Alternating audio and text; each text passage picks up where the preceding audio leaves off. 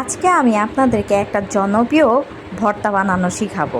মানে আমার কাছে অনেক মজা লাগে এই ভর্তাটা, অনেক মজা লাগে। তো দেখেন, এই যে দেখছেন, ভর্তাটা দেখেই কেমন খেতে ইচ্ছা করতেছে না? তো চলে যাই উপকরণে। প্রথমে লাগবে হচ্ছে চিংড়ি শুটকি। চিংড়ি শুটকিটাকে মানে চিংড়ি শুটকিটাকে ভালো করে ধুতে হবে, অনেক ভালো করে। হ্যাঁ, ময়লা সলা থাকলে কিন্তু পরে মজা লাগবে না, পরে আরও পেটে অসুখ হবে। তারপরে যে কোনো মাছ নেবেন, মানে আপনি যে মাছটা খেতে পছন্দ করেন ওই মাছটা নিয়ে ভালো করে ধুয়ে ভেজে নেবেন তেলে লবণ দিয়ে, ঠিক আছে? ভেজে নেবেন, নিয়ে তারপর এরকম ভালো করে বাছবেন, কাটা ভালো করে বাছবেন। কাটা সহ দিয়ে দিলে কিন্তু পরে গলায় আটকা যাবে, তারপরে কিন্তু আমার বলতে পারবেন না যে আমি বলি নাই।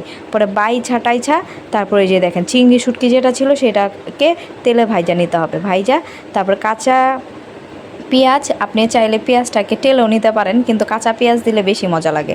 আর শুকনা মরিচ আপনি চাইলে কাঁচা মরিচও দিতে পারেন, আপনার উপর ডিপেন্ড করে।